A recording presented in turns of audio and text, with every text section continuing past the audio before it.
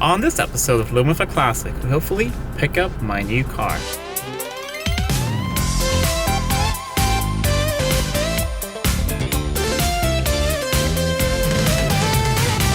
Welcome back to Living with a Classic, and if you're new to my channel, I hope you stick around and consider subscribing. I put new videos every week on some Jaguar and classic car related content. In today's video, we're on our way to hopefully pick up my next car, my project car. As you might have known, I recently sold my 1999 S-Type, and I wasn't really planning on getting a car right away. I was thinking of getting one in the fall when everyone's putting their cars away for the winter. But this one popped up. A lady emailed me about a car that I've been looking for one of these for quite a long time. And about a week ago, I went and had a look at it, and yeah, put a bid on it. It's been sitting for quite a while, since November. Hasn't been used, but we put a spare battery on it, and it turned over. Seems to run, so hopefully it's going to make it home. So we're going to be there in about 10 minutes or so. So then we're going to film, and you get to see my new car. And here it is. As many of you guessed, it's an XJ40. It's a 1991 Daimler XJ40. So it's my favorite model because it has the picnic tables in the back. We'll have a look at that later. We'll have a close look at the car later. So now we're gonna see if we can get it going. It's completely dead. So we're gonna open up the hood here. I brought a couple batteries and I hope one of them fits. So, see, everything's pretty dirty and pretty dusty, but it's all there. It's all pretty complete, and I got it to run about a week ago when I was here. So I'm gonna take out that old battery there and put in another one, and hopefully it will crank into life.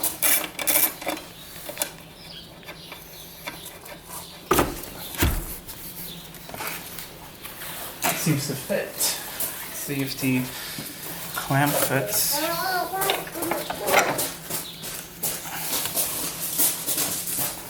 Sort of, at least will fit well enough to get home.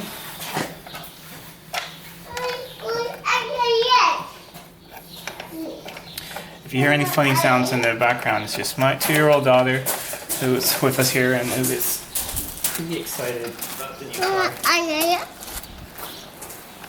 That battery's all hooked up and it seems like it's going to fit. It's a tiny bit taller than the old one, but I think the hood's still going to close, no problem.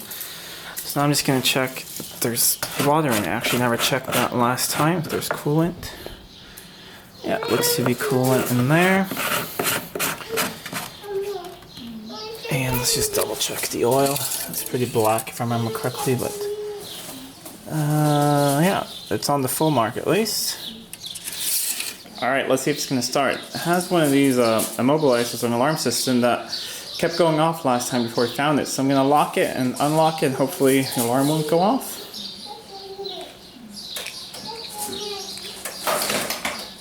And unlock. Yep, the alarm didn't go off. It's extremely loud sound. And let's see if it starts. All the warning lights come on, everything. And fires right into life.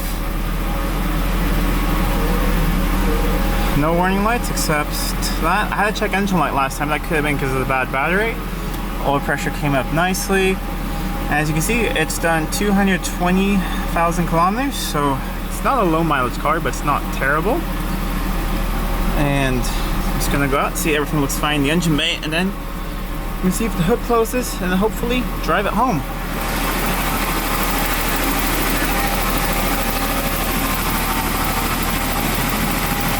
Seems to be running really nice and smoothly. And no weird smoke or anything. Seems like I have one tail light. So I'm gonna pull it out, turn on the lights, see that I have lights, see that I have brakes, and then see if we can go home.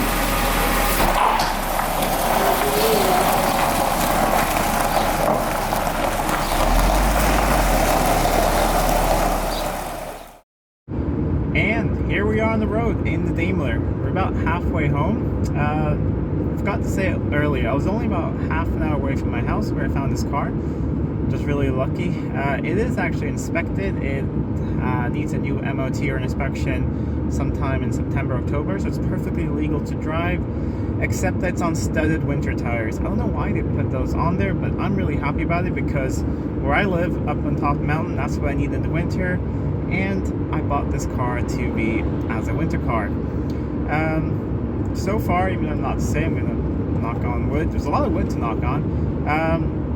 It's been going smoothly, nicely. I do have a check engine light, which came on after about 10 minutes.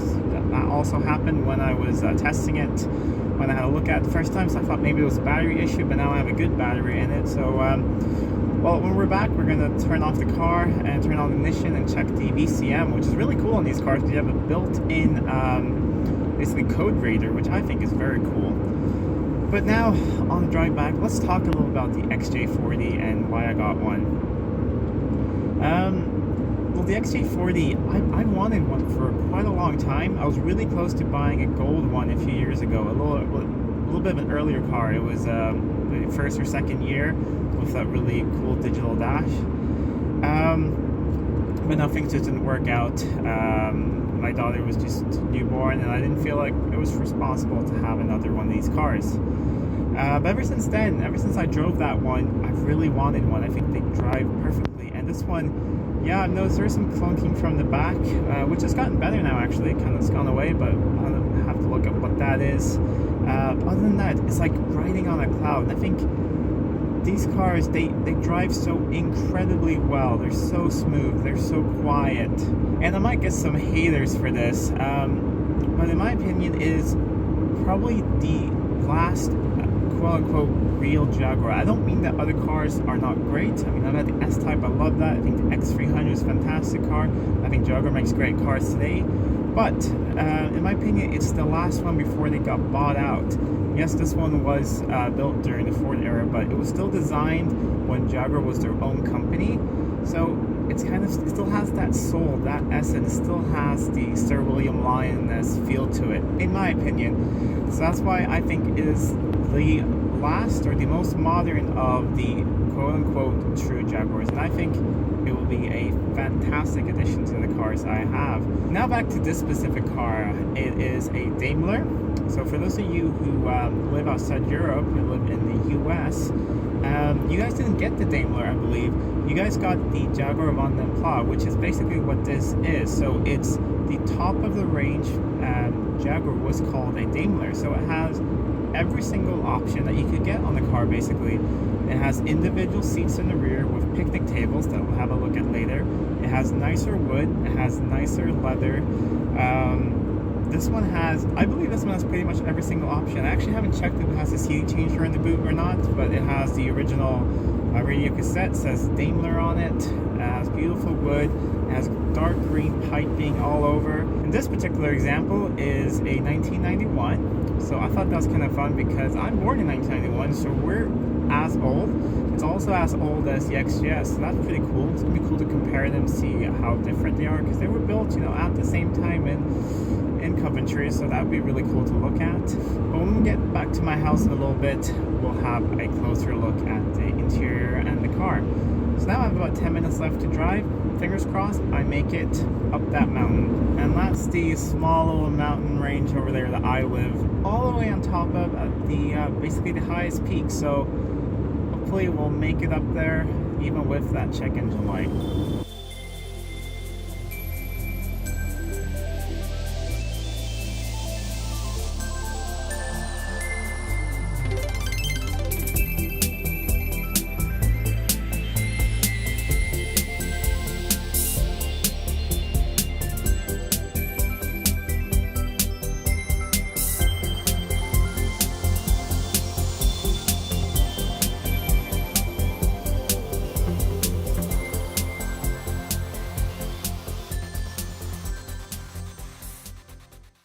And we made it home, still with that check engine light. But I'm gonna turn off the car and then we'll have a look at the VCM in a little bit, and I'll give you a quick tour of the car on the outside. It's a little bit later now. I just went for a tiny drive with my family so they could experience how nice and smooth this car is.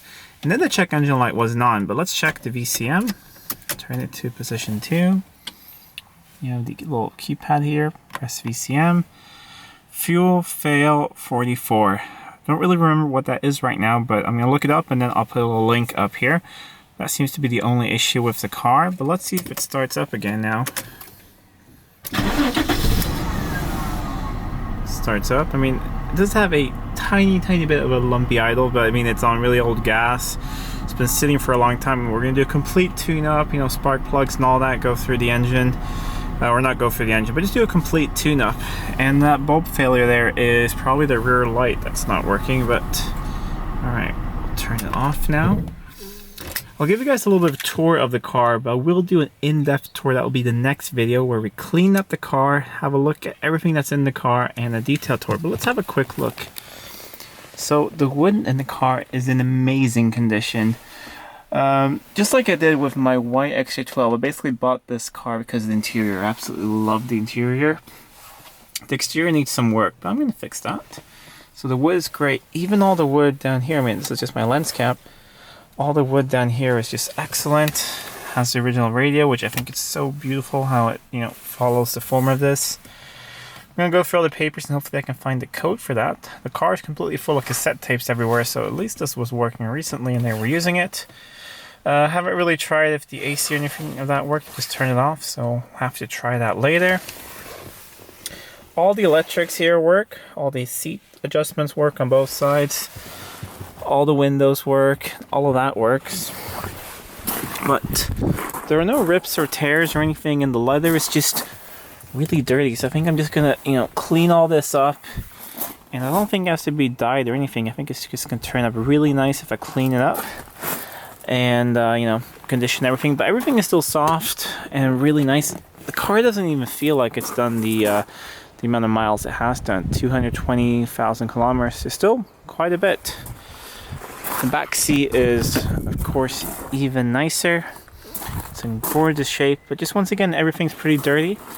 It has some pretty new, looks like brand new, fortunately not Daimler, they're Jaguar rubber overmats, but the original carpets and everything underneath is in perfect shape. And here is my favorite part, the little picnic tables. I mean, that's just such a cool touch. You can briefly look at some of the outside of the car. I mean, I'm going to cover more of this in the next video. But all the chrome is there and looks to be in good shape. Pinstriping is excellent all throughout the car. It's right now on steel wheels. I do have a set of wheels I'm going to pick up for it that came with the car. It's a set of 16-inch latest wheels, which I know are not supposed to be on a Daimler, but I think they'll look pretty good in the car. Maybe I'll find a set of original Daimler wheels, but from the pictures they look like they're in excellent shape. And I mean, these tires on these are brand new, so I'm probably going to try and get some nice hubcaps, maybe some Daimler hubcaps for these, and that will be good for the winter. Other than that, there is, of course, a little bit of rust on this car, but I'm going to fix that. There's nothing really structural I found. It looks very nice underneath, but there's just, you know, the normal rust, and this was a pretty cheap Daimler. So there's a tiny bubble right there. And there's an identical one over right there. Otherwise, the front of the hood is really nice shape. No rust over there. The worst part is basically it's on same on both sides. It's down here, the lower part of the wing that will have to be replaced. But I think that can be pretty easily blended with the colors if you cut this out, weld in a new piece of wing. I think you can paint just from here and down. That won't look too bad. It's the same on the other side. And then it's starting to go a tiny bit back here in the rear wheel arch on both sides, but same thing here. I think that can be saved and put back and then underseal. The car is really well undersealed underneath. It's originally sold in Sweden and they did underseal cars really well at that time. And then there is some old damage here. There's a ding that they've tried to push out. I think it's still, so that needs to be sorted as well. So maybe the bottom half here can be painted as well. But the good thing is that nothing above that pinstripe or anything needs to be painted. So I can keep that really cool gold pinstripe. Now I can get a nice comparison of it next to my Also British Racing Green Series 2 XJ6. I'm not sure if this is British Racing Green or not. I'm gonna have a look at the papers and see, because it looks a little darker. I'm not that good with the colors for the XJ40, but it looks pretty dark. Maybe it's a Brooklyn's green or something. But let me know in the comments down below if you guys know the colors of this car. And we can have a look back here. There's quite a lot of, no pun intended, but there's a lot of junk in the trunk. And all the struts, you know, don't hold it up really, but there's a lot of stuff here I'm gonna go through, but everything's really nice and complete. All the carpets are here. Toolkit, I'm gonna have a look at, see if that's complete, but the spare wheel is there. The CD changer is gone. There's mounting holes for it, so I'm not sure if it's had one or not. I think I would like to try and find one. So if anyone has a Daimler CD changer or an XJ40 91 CD changer, let me know, because I might want to add that to the car. It could be kind of fun. Let's lock this again. And here's that nice little Daimler logo. And that's it for this first introductory video of my new Daimler. Let me know in the comments down below what you guys think of it. I'm very happy with it. I absolutely love it. I think it's gorgeous, and I can't wait to clean it up and show you guys what it looks like underneath all this dirt. I'm really excited to see how the paint looks, and I think it's going to be a pretty nice car when I'm done with it. There's a lot to fix on it. There will be a lot of projects on this channel, so if you're into XJ40s or any of these old cars and you're not subscribed to the channel, I highly recommend that you do, so you don't miss any updates. There'll be a lot more content on the XJ40 as well, but don't worry, there will still be content on my XJ6. I'm not getting rid of that. I still have the XJ12 Series 2, still have some XJSs on the channel. There's always be some of these great old cars, but now there's an XJ40 on the channel as well. Don't worry, I'm not gonna start all the work on this car right now. This is gonna be my end of summer project, because I'm still doing stuff to the XJS. So if you're waiting for XJS videos, don't worry, those are gonna come before we start working on this car. However, the next video on the channel will be just going through this car and having a look and seeing what it needs, because I'm going to start ordering the parts at least, so I'll have those when I'm going to start working on this later on in the summer. So if you like this video, please give it a thumbs up, leave a comment down below, and share it with your friends. If you're not already subscribed, please subscribe to the channel. It really helps out a lot. And until next time, I'm Adam, and this was Living with a Classic. I'll see you soon.